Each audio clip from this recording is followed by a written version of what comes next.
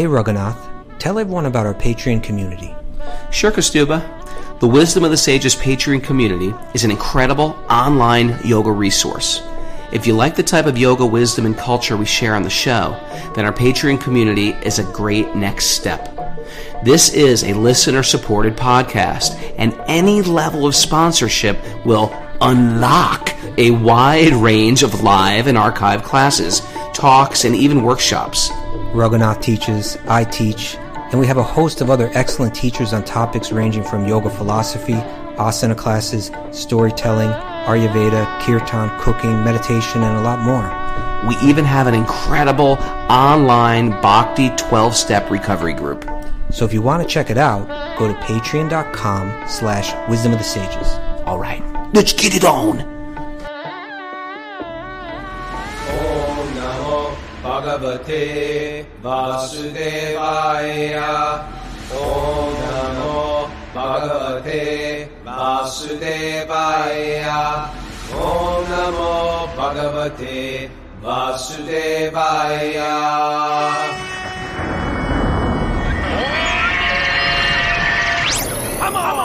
This is Wisdom of the Sages. We do a daily study of the Srimad Bhagavatam, the cream of the crop of all Vedic literature, resurrecting what is natural within the heart, which is divine love of sweet baby Krishna.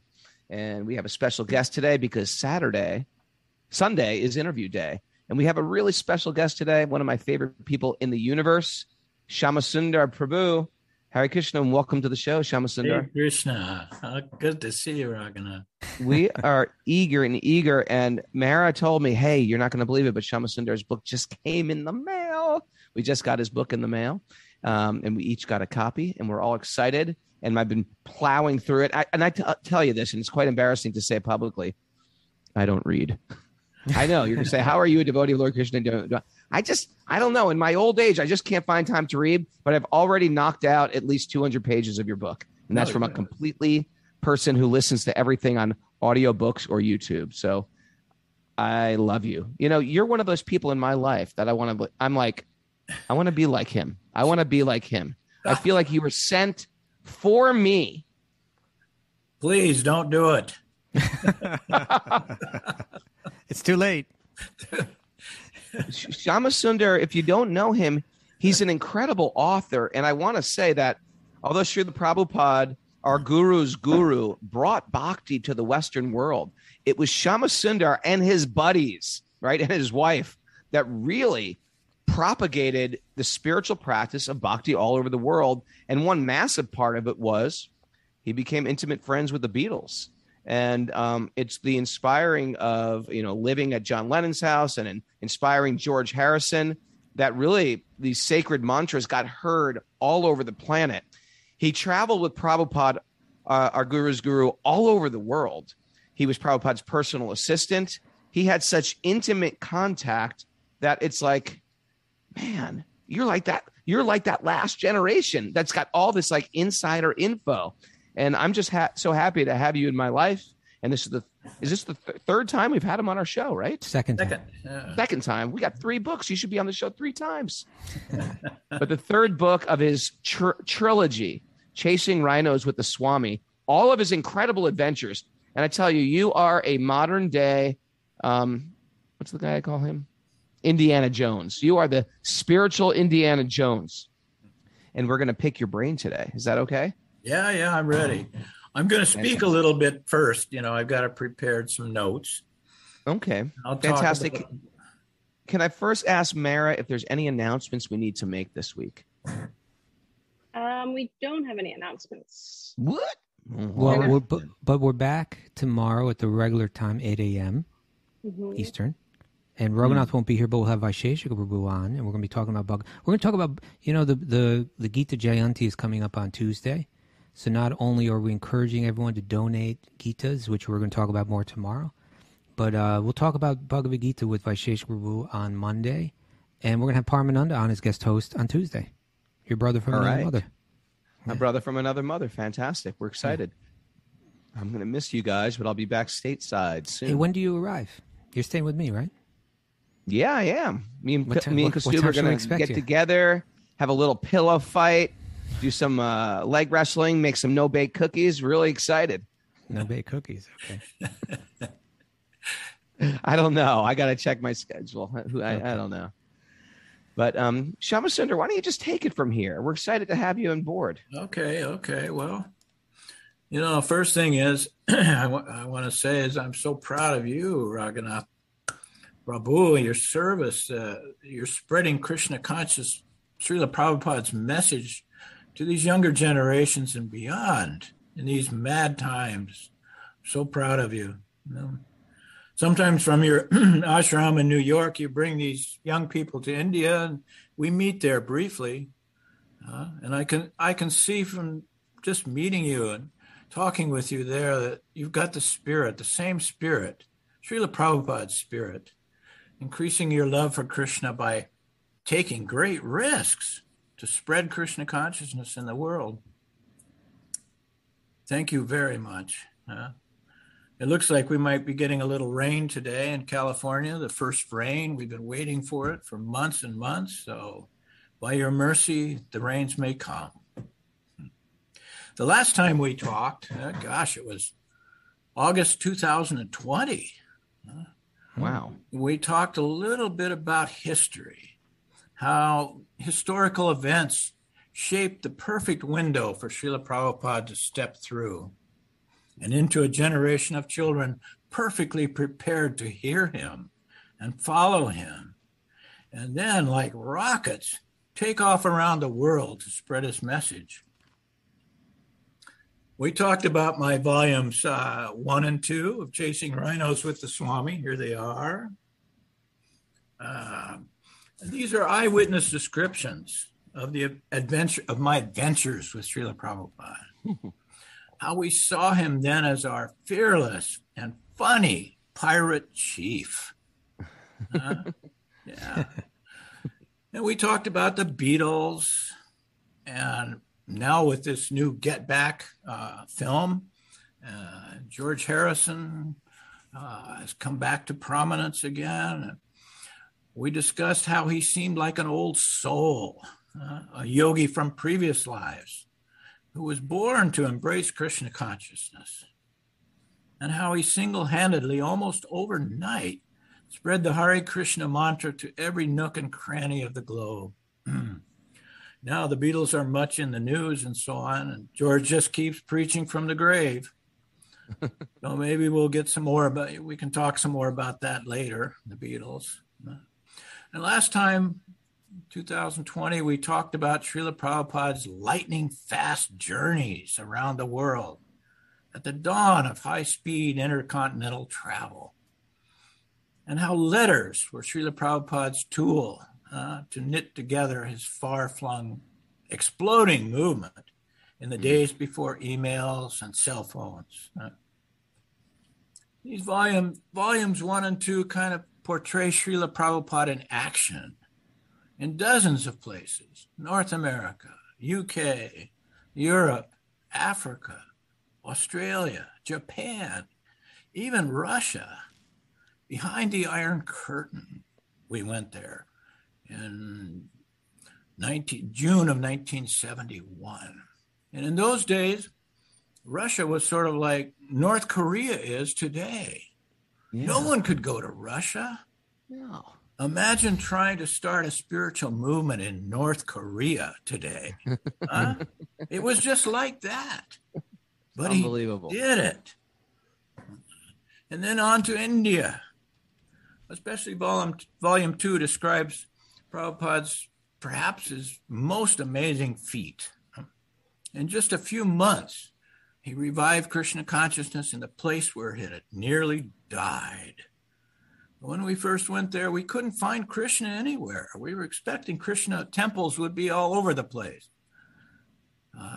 We couldn't find Krishna anywhere in Bombay or anywhere in India. And within a few short months, Krishna consciousness, Srila Prabhupada became Bhaktivedanta Swami, became a national sensation. And now, just see, India now. ISKCON is probably the biggest and most popular and expanding modern spiritual organization in India. There are hundreds of thousands, maybe even millions, in the land where Krishna was born. But when we were there for the first 6 months, 8 months, we couldn't get one Indian devotee to join us. And now we come to volume 3. Here's the cover. If you haven't seen it, what do you think of this cover? It took me weeks of work to put together this cover. And I hope it's like a meditation piece to take you into self-realization. You can stare at this cover for hours. This volume 3 is like the summum bonum, or the grand finale to my 10 years of loving labor on these memoirs. Volume 3 describes the most active and fun-filled years of my close association with Srila Prabhupada. And in the epilogue chapter, I call it the afterwards, I've summed up everything, what it's all meant to me, and taking what happened forward to what's happening now. And I think you'll have some questions for me, especially from this final chapter. But first, I'll just sort of skim through volume 3 and bring us up to the concluding chapter. Volume 3 starts out with a bang in Mexico, where Srila Prabhupada greets hundreds of new devotees, like the Pope from his balcony in the Vatican. And then he whizzes to New Gurukul in Dallas, the first Krishna conscious school. And then to the week-long Bhagavad Dharma discourses to hundreds of American devotees on a hilltop in New Vrindavan, where he's carried back and forth from the valley below on a palanquin. The whole week-long experience reminding us of an ancient Roman victory celebration. And then to Great Britain, where Srila Prabhupada visits George Harrison at his Friar Park estate in Oxfordshire. And I'll just read a little para from that description. We've just toured George's grounds, Friar Park, about 35 acres of cultivated gardens, and we've come back to the main house, which is like a 100-room castle. We're sitting in this little room. We sit silently for many minutes as the sun winks out. A quick glance at my watch says 9:15, and full dark descends on the room. Srila Prabhupada has just spent about a half an hour explaining the spiritual world, what it looks like and what it feels like to be there, what the trees are made of, what the houses are made of, what the people look like, how they act. He's been describing this for half an hour. Prabhupada holds us in a magic spell, and I sense this is a historic moment. Prabhupada has zapped us, convincing George beyond all doubt now. And when he finally speaks, George clears his throat, then says in a husky voice, I want to buy you an ashram like this place. I will get my estate agents to start looking tomorrow. Wow. And then we move to 2 Ratha Yatras in London, descriptions of 2 Ratha Yatras with Prabhupada in London, where he dances the entire 2-mile route from Hyde Park Corner to Trafalgar Square. Then we go to Paris, Amsterdam, Edinburgh, then back to India in October 1972, where Srila Prabhupada sat by Rupa Goswami's Samadhi for a month and revealed to us the nectar of devotion. And then to Hyderabad, where he spoke in the exhibition grounds there for about 3 weeks. And in the course of that period, I met some people who had just discovered a ruby mine. I brought some rubies to Srila Prabhupada. I said, what should we do? This may be a great opportunity to make some money for the new manor house in London. And Srila Prabhupada told me that I should take up this opportunity and see where it would go. More about that later. Then we go to Bombay, where we fight in the courts for 2 months with Mr. Nair over the land in Juhu. And we see Prabhupada as the ultimate lawyer. Imagine the most Byzantine, confusing legal system perhaps on the planet. Even now I thrill at reading this back, how Srila Prabhupada so precisely and quickly and deftly prevailed in these tangled courts. He would sit out in his house in Juhu, and Giriraj and Tamal and I would run into the courts every day in downtown Bombay and bring back the latest depositions and court filings. Prabhupada would go through them and write out the arguments, say, here, take this back tomorrow. And this went on for like 2 months to defeat this guy in the courts. And then, alas, in January 1973, I was relieved of my duties as Srila Prabhupada's secretary. But as GBC for the United Kingdom, for England, I returned to London, and just at that time, the spring of 1973, George Harrison had given us this huge manor house and a property in Hertfordshire. We renamed it Bhaktivedanta Manor. The place was totally run down. There were no light bulbs even in the fixtures. There was no money. We had no money. So I ran around London and Europe trying to sell rubies from that mine in India, but it was not enough. And that brings us to one of my favorite stories from Volume 3. And I think it'll give you a special insight into Srila Prabhupada, our benevolent pirate chief. ISKCON London had about $25,000 in the bank. We had borrowed it from the society for a new premises in London. But now we didn't need it for that. So one day Dhananjaya came up to me and said, well, one of the devotees in London works in a bank, a Japanese bank in the city, and he is not supposed to tell anyone this, but it's a deep secret. But on Friday next, Japan is going to make it legal for each of its citizens to own up to 1 kilo of gold. So the price should really shoot up on that day. So I said, Dhananjaya, get all the money we can. He goes to the bank and brings back a briefcase full of 20-pound notes.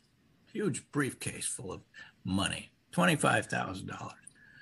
And I didn't know anything about this stuff, but I'd heard that Zurich, Switzerland, was the place where you bought gold. So I flew to Zurich, and I bought at the Swiss Credit Bank. I convinced them to open me an account and buy 10 kilos of gold at $80 an ounce. Wow. Well, the word leaked. Srila Prabhupada heard about it. He was down in India. So he immediately gets on a plane and flies up to Zurich.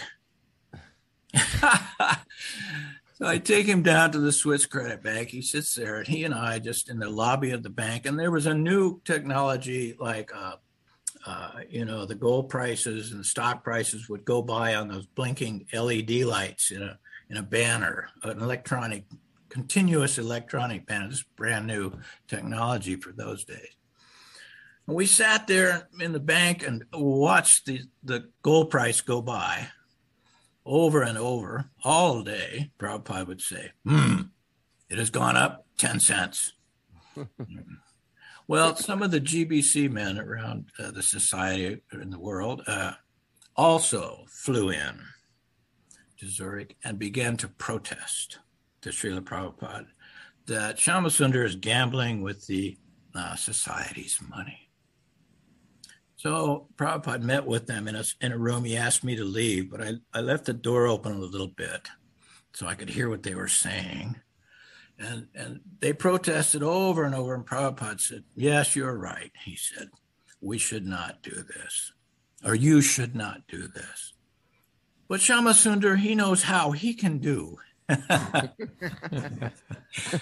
Prabhupada defended me.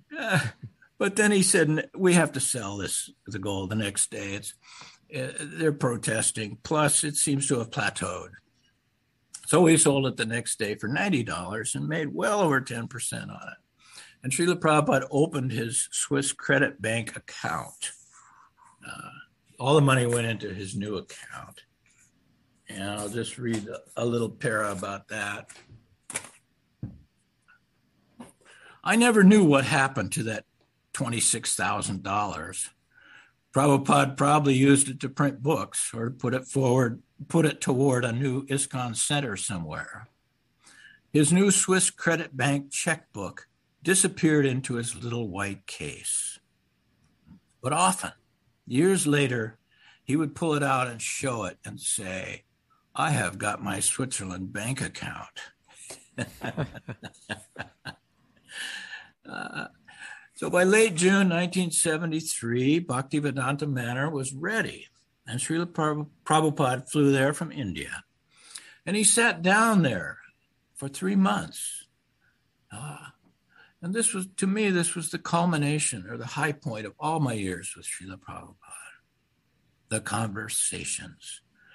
There were no outside engagements. So to keep Prabhupada happy and connected with what was going on, we scoured Britain, all the devotees, to find interesting people, famous people, scientists, philosophers, theologians, people on a high level, very interesting people, to come to the manor and speak with Prabhupada.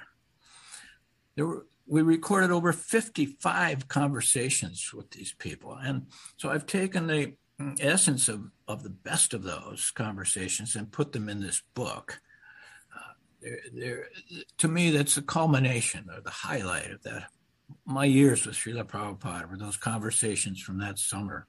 I'll just read a little bit of one of the conversations. Have you ever heard of a guy named Arnold Toynbee? I have, yes. Yeah, he was one of the world's great historians. When I went to college, his books were our textbooks, his studies of Greece and Rome and so on. So to meet this guy was kind of one of the high points. So don't forget, this is an 80-some-year-old man. He knows everything about history. He follows the patterns of history. His books were the first kind of insights into how cyclical history is and how it progresses in huge movements, empires and movements. 53. These London conversations together form the most intense body of recorded dialogue during Prabhupada's years with us. And they will demonstrate Prabhupada's expertise on every subject, his tact, and his ability to match philosophy and wits with anyone. These conversations illustrate, perhaps better than any single period in Prabhupada's long career, that any person, whether humbly born or highly placed, agreeable or disputatious, whoever talked with Prabhupada left the room comforted, elated, and enlightened. These discussions reveal Prabhupada's humor, his grasp of the absurd, his finesse, and total awareness. And always, in every conversation, Srila Prabhupada never forgot Krishna, even for a moment.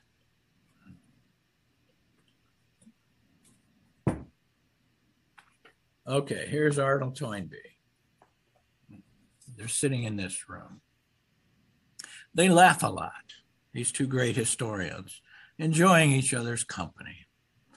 To seize this rare opportunity, I ask, Srila Prabhupada, what is your view of the future of history? Prabhupada, that is described in the Srimad Bhagavatam. Governmental power will go to the rascals and thieves and rogues. Check. Yeah. and their only business will be how to exploit the people. Check. So on one side, by not sufficient rain, there will be scarcity of foodstuff. And on the other side, the government will tax like anything. Only Krishna-conscious people will be free from all these calamities. That is also stated that for 10,000 years, Krishna consciousness movement will increase. After 10,000 years, the gloomy picture of Kali Yuga will return. Still there is hope. Still there is time. 10,000 years is not a small period. So after these conversations, the book pretty much ends. When Srila Prabhupada leaves Bhaktivedanta Manor for India, at the end of September 1973. And then we come to the final chapter of the book. I call it the afterwards, the epilogue. It took me more than 2 months to write just 50 pages, less than a page a day. Because how do I sum up such an incredible 7 years of time with Srila Prabhupada? In order to answer the question, how did Srila Prabhupada happen? I thought, okay, well, I better start out with a study of time and space. So the first few pages of the afterwards will blow your mind with just the scientific observations of what our galaxy and our trillions of galaxies compose in the material world. And the time, we can't even imagine. We're just a tiny blip in geological time. What to speak of astronomical time. So how did Prabhupada and all these things come together in such a historical convergence? Mm-hmm. Well, after I studied this, I briefly described the years that I spent mining gems and gold, the business Prabhupada got me into, and how I tried to keep Srila Prabhupada and Krishna consciousness in my thoughts and actions. I catch the reader up with Mukunda and Malati and Jamuna and all the other best friends and fellow travelers on this amazing journey. And then I try to come to grips with what it all means, how to live in this nasty material world with eyes opened by the torchlight of Srila Prabhupada's knowledge.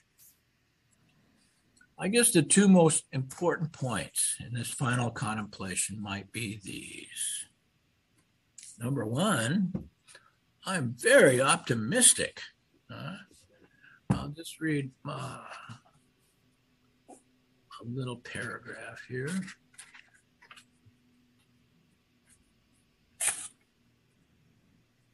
There.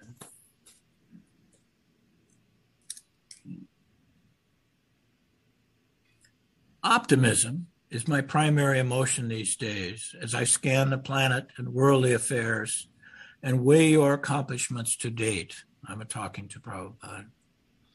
And picture how the future must unfold. I'm a little more reclusive now than I used to be.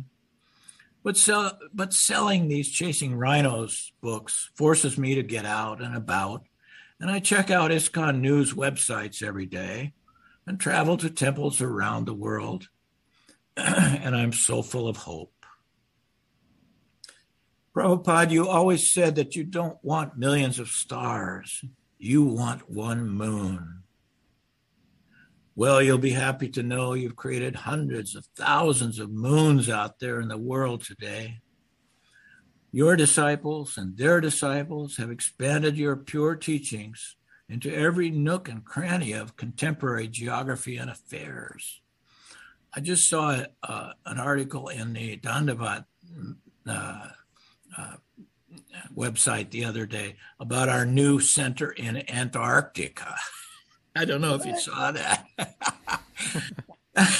Some devotees from India have, at their scientific base there, have started a Bhagavad Gita class in Kirtan, Antarctica.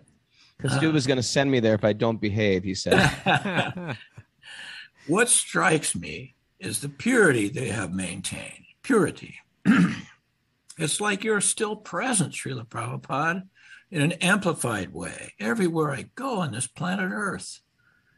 When I meet Radhanath Swami or Malati or Indradumna Swami or Bhaktivedanta Maharaj or Yadabara or Vishaka or Giriraj or Gopal Krishna or Gauranga in Mumbai or Jainatai and Radha Mohan in London or Raghunath and Kastaba. The list is endless, so many moons. When I meet these great souls, I know beyond question that your pure legacy is intact and exploding forth.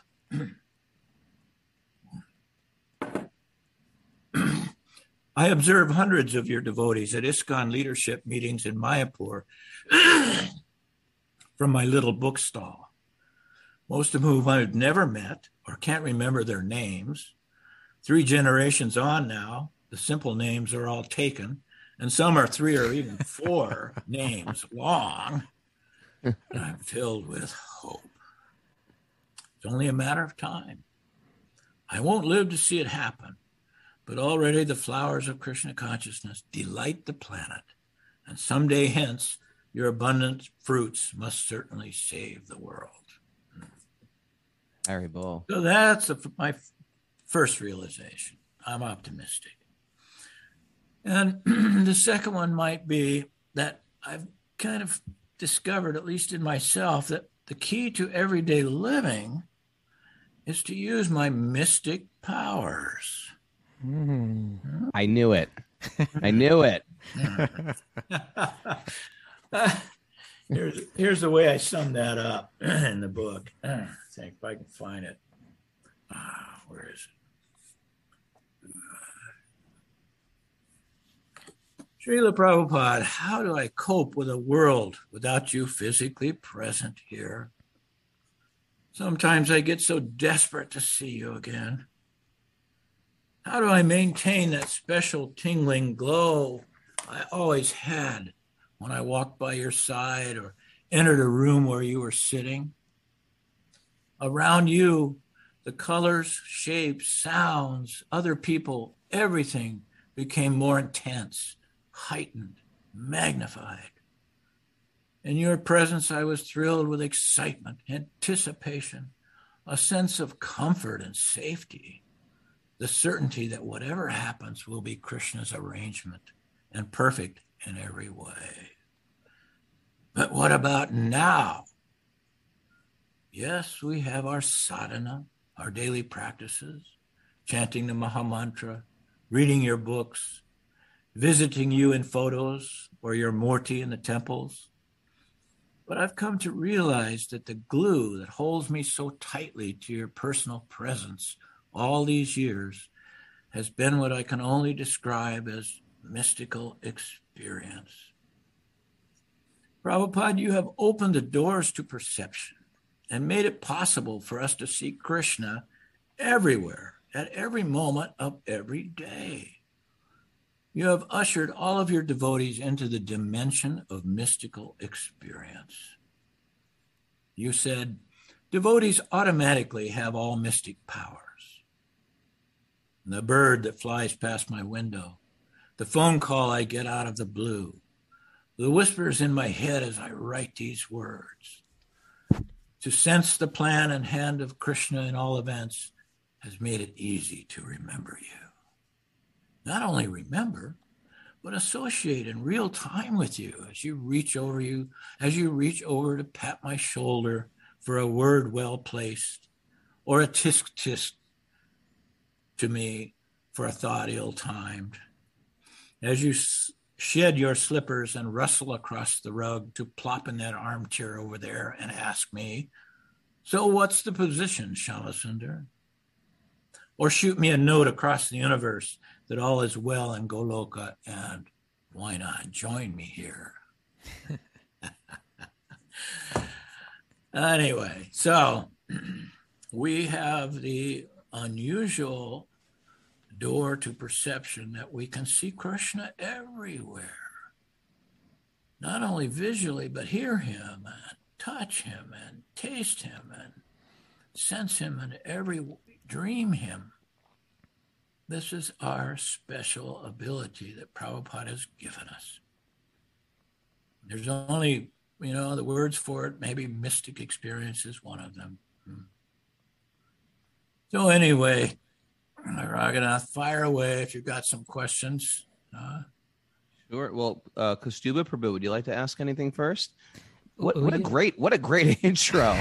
I could just want to shut up and listen. Well, you sent me some questions. Yes. I've got a list of questions, and I've answered those questions on a piece of paper. Okay. But I'm kind of a hermit. I live in the woods. I don't talk to people much, so it's maybe hard for me to extemporize. Mara, what does that mean? It's hard for him. It means he's hungry, I think. Get him some food. No. I don't really have a red face, but the lighting has made my face very red today. Just the one thing I just wanted to ask about, because it's so the timing of your rejoining us now, is that this film about the Beatles, Get Back, is all the rage right now. And it's it's a unique film that it's all this footage from 1969, right? 69. And that just kind of sat there for decades, and then has been really brilliantly edited and put together into 9 hours of film, three 3-hour segments, that really captures the Beatles at a very fascinating point where they're very near their breakup, but they're also kind of like, you were able to watch their creative process with them in the studio. With the tensions that were there, but the friendship and the love between them that was there, and of course these brilliant songs that they were creating, you can just sit there and watch them create them. But that was the time where you had just met them, correct? Yeah, to put the whole thing in perspective, that film, I've watched it also.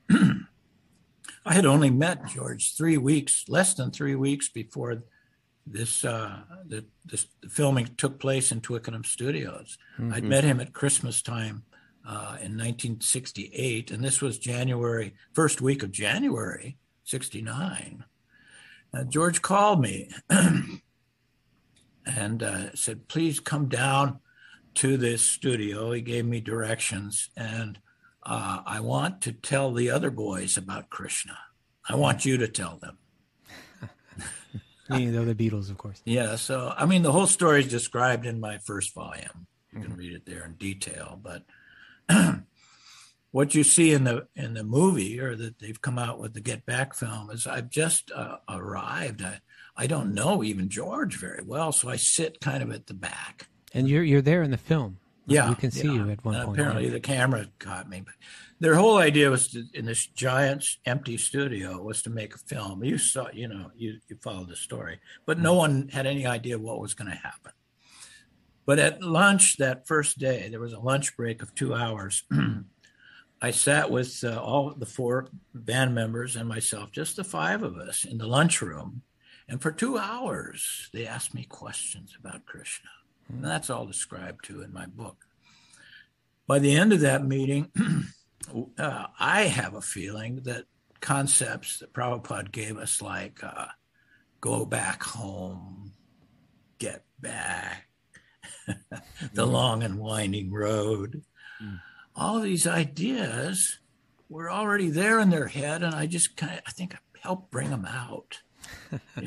Because they didn't know these songs. They started composing them on the fly. I've heard some outtakes, recordings that they did that day that I was there the first day. They weren't released in the film. They did a couple of Hare Krishna mantra renditions, not knowing the words, just making them up as they went. Hare Radha Raman, and it's just great. So that the mantra idea was sunk in their brains. Anyway, so I went a couple times, and you'll probably notice in all of the episodes, daffodils, flowers, there in vases, in all the shots. seeing that reminded me that we had no money, but somehow or other we got the money together to ask this and pay this florist, local florist, to deliver a bouquet of daffodils every day to the set personally. You had to go in and do it. And you'll see in the second episode, George has left. He's gone. He's left the band, and they're sitting there the next morning. Ringo and this producer Lindsay Hogg are sitting there on a bench, and this guy brings in a bunch of daffodils wrapped in plastic with a card, and he said, "Who daffodil flowers for you? Who should I give to?" And Ringo said, "I'll give them to me." And he opens the card. And Lindsay Hogg says to him, who are they from? And Ringo says, Hare Krishna. And Lindsay Hogg goes, Harry who? Ringo says, the Hare Krishna people.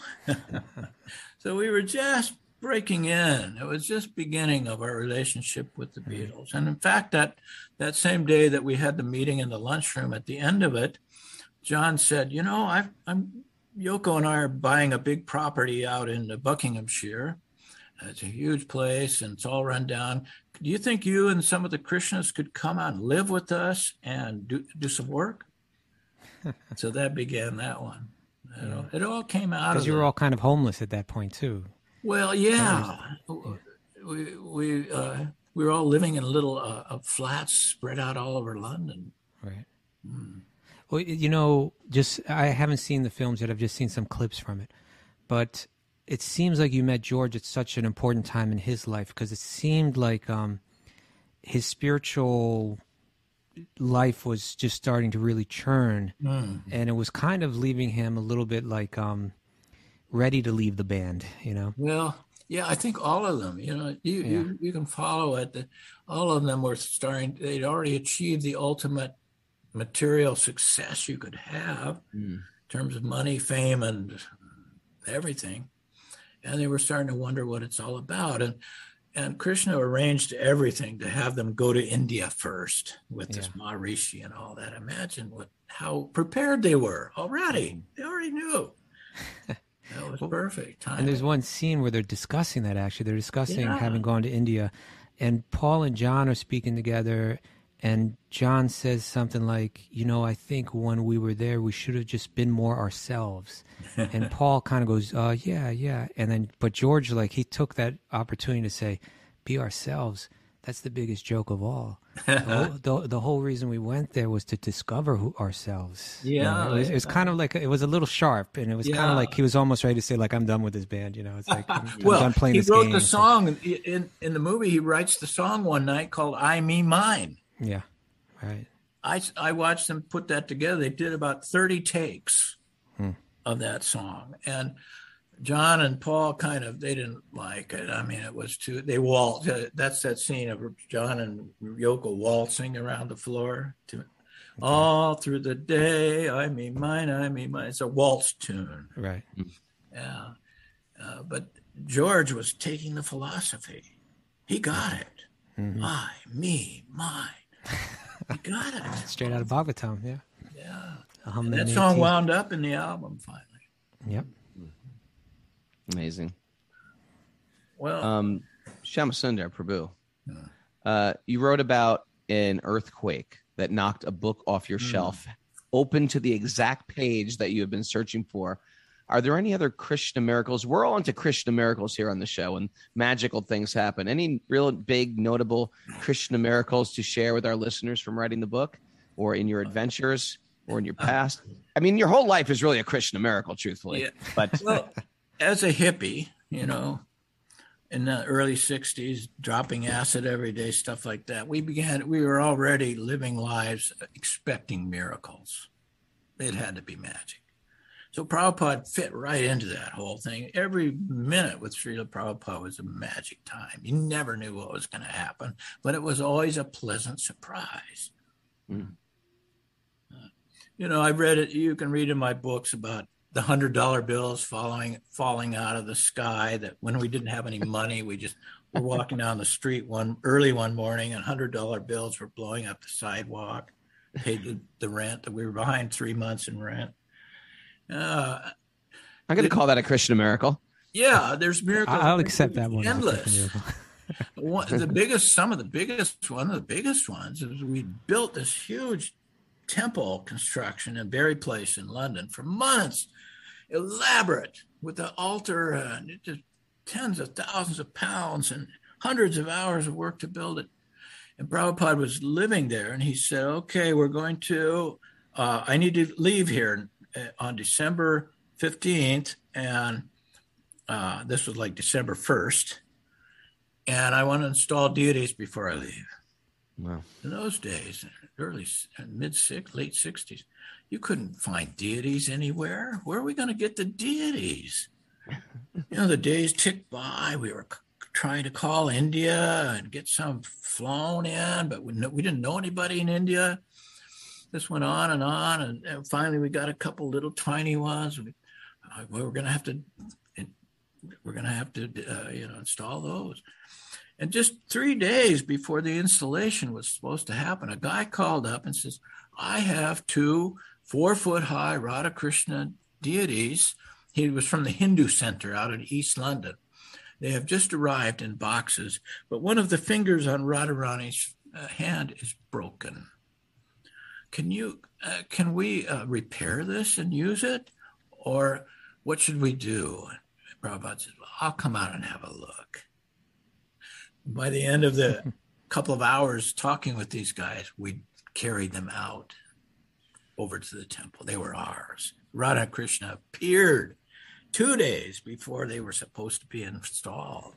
Prabhupada had his plane tickets. He was leaving. That's the kind of miracle. You talk about miracles. So those were just connected one after another. It was a constant stream of miracles. That's a Krishna miracle. And you talked about, the miracle of writing this book. I mean, the whole experience of 10 years of writing these books has been a miracle. It's the perfect convergence of time right now to write these books because we've got the Veda base, a computer program with everything. Prabhupada knew from the moment he started his mission that everything he wrote and said should be recorded. Yeah, that is quite amazing, isn't it? The fact that everything has been recorded. Yeah. It's as if he knew everything. Well, he had to wait till they invented the tape recorder. Right? There was no tape recorder. Yeah. And before that, every letter he wrote, back into the 50s, he made carbon copies, triple copies of every letter. That was your first duty as secretary was to learn how to use carbon paper to make 3 copies of everything all of his letters. And we have all those. And I can go on this computer right here, dial it in, and find out what he said on any day of his life among us. Now that's a miracle, huh? That's a miracle. Yeah. So that and the internet, I can find out, let's see, January 23rd. What did he do that day? So I find out the letter he wrote that day. Oh, yeah, he was doing that day. Then I can go on make an internet search for the weather that day, wherever it was. Oh, it rained. Yes, it rained heavily that day. Oh, I remember now. All these, I can't remember, and I can't even remember what I did yesterday, what to speak of them years ago. But with having these tools, modern miracle tools, I put together everything that Prabhupada did on a specific time. Unbelievable. Now, after all your traveling, has your bhakti practice shifted at all or changed as you've gotten older compared to 10 years ago, 20 years ago?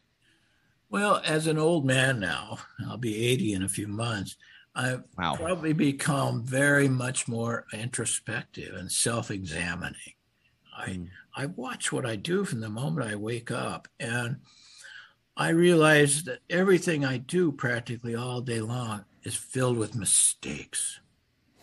I drop stuff. I forget stuff. I leave. Practically, my life is a connected mistake, one after another. But look, Prabhupada never made those mistakes. Why? Why did he never make any? He never dropped things. His every movement of picking something up or walking here or doing that, or what to speak of thousands of different decisions he had to make every day, were totally graceful and free from error. That's called a self-realized soul. I'm not a self-realized person in any way, but I realized that Prabhupada performed that way. His acts were error-free because he had turned over his life to Krishna completely. Krishna took over everything in Prabhupada's life. Was Krishna's magically undoing. So that's one thing that I've realized, how full of error I am by comparison. But, and that makes me examine what I do every day and try to see Krishna in it. How's Krishna unfolding, moving my glass from here to there? And you begin to see now, I'm so much more aware in my old age now that every leaf that falls, every bird that flies by, and what to speak of this raging world that's going on out there in this little tiny planet in the middle of like a grain of sand, is all Krishna's plan unfolding, his arrangement. He's in every atom, he says. Every aspect of our lives, you can see Krishna there. So you surrender to it. I still chant a lot, but slower now. I chant much slower. Gosh, it takes me about 10 minutes, 15 minutes sometimes to chant around, because I try to listen to the sound and look around me as I'm doing it to see how the vibration, the Maha Mantra vibration, the holy names are interlaced with everything. The vibration of Krishna mantra, the Omkara, is in everything we can see going on simultaneously. That's mystic experience. If you live like that, in a mystic way, your eyes are open, you become a lot happier. And I think the main marker for spiritual progress or happiness is laughter. You can gauge how happy you are by how much you laugh, right? Prabhupada was always laughing. He laughed from morning to night. And if you look at hundreds of photos of me somewhere in the background around Prabhupada, and about 80% of it, I'm laughing. Gurudas had that same kind of rasa with Prabhupada. He just cracked us up.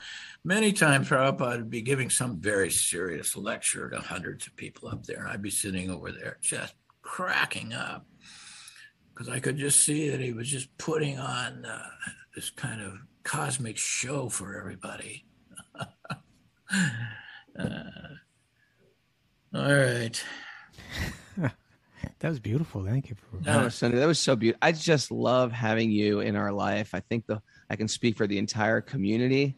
We all feel so blessed. Everybody is on the edge of their seat. The message board is going wild. And then there's the others. You're just seeing a handful of people on Zoom, but we get so much people out there listening, sort of like that. We don't know that they're out there, but they're listening every day. And we are so happy you're part of our life and part of our family and part of our community. And I want to be like you when I get older. I'm already sort of old. Without you, there's no purpose for my existence. Because you're there, I'm happy. That's how that all works. I don't think there's any of us practicing bhakti, as followers of Prabhupada. I think we could all trace back, like if we went through the influences that brought us to bhakti, somehow it would always lead back through you and your close friends who serve Prabhupada so selflessly.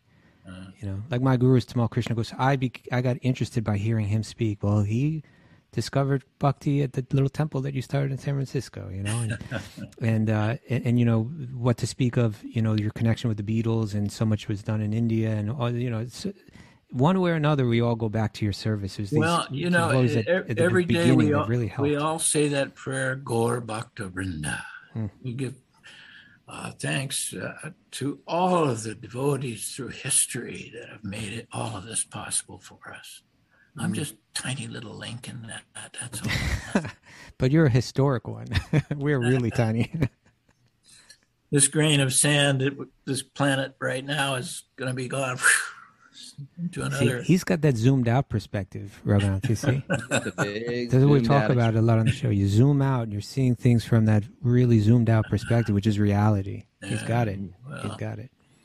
You know, I noticed one of your questions that says, now that you've published these books, how do you plan to utilize your remaining years in Krishna's service? I thought that was a good, because I'm always thinking that, you know, the end game. That was Mara's question. It was Mara's question. Oh, okay, Mara. Thank you. That gives me a chance to sell my goods. Please.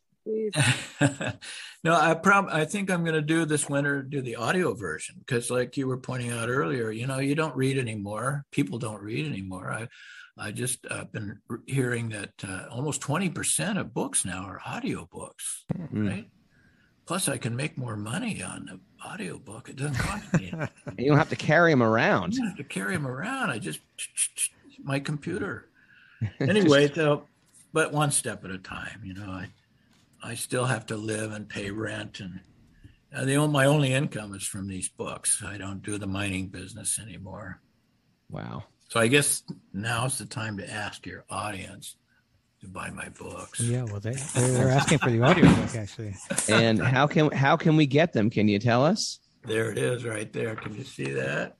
ChasingRhinos.com. Okay, everybody get that for a friend for the holidays. ChasingRhinos.com. There's 3 volumes. Get all 3 and get them for your friends. Pass them around. And even if you have friends that maybe aren't people a little spiritual, but it's a great adventure. It's a great story. I just think it's a great story. I try to write them like adventure novels.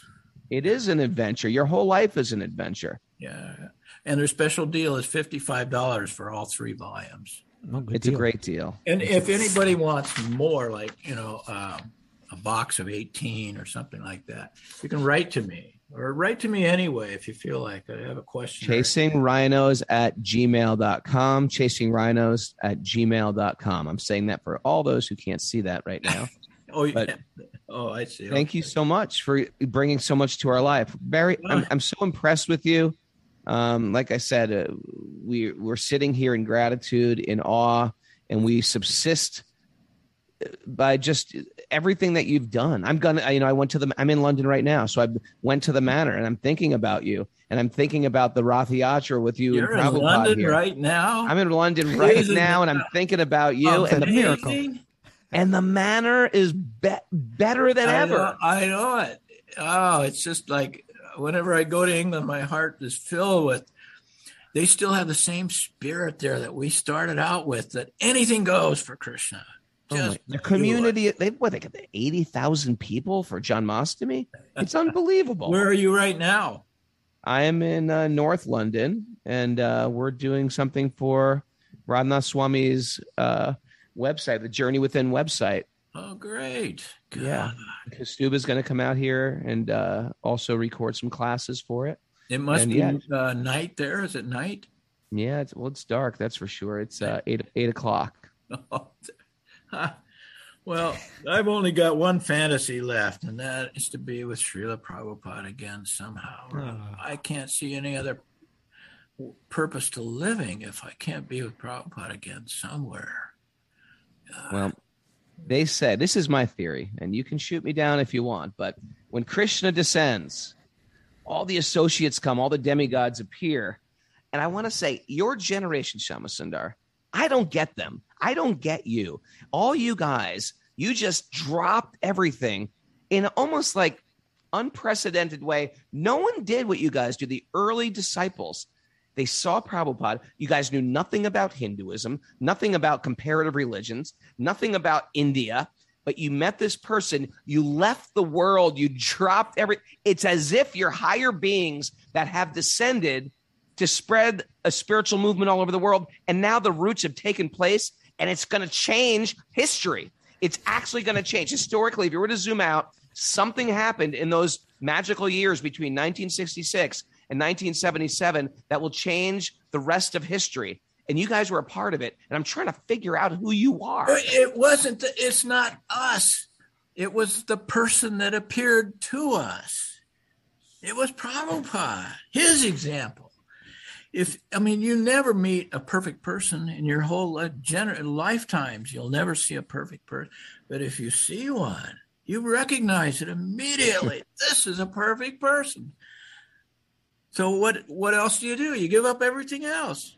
That's all. Well, it wasn't us. It was Prabhupada. You just give up everything else. Because he was perfect. Anybody who meets somebody perfect is going to fall for him.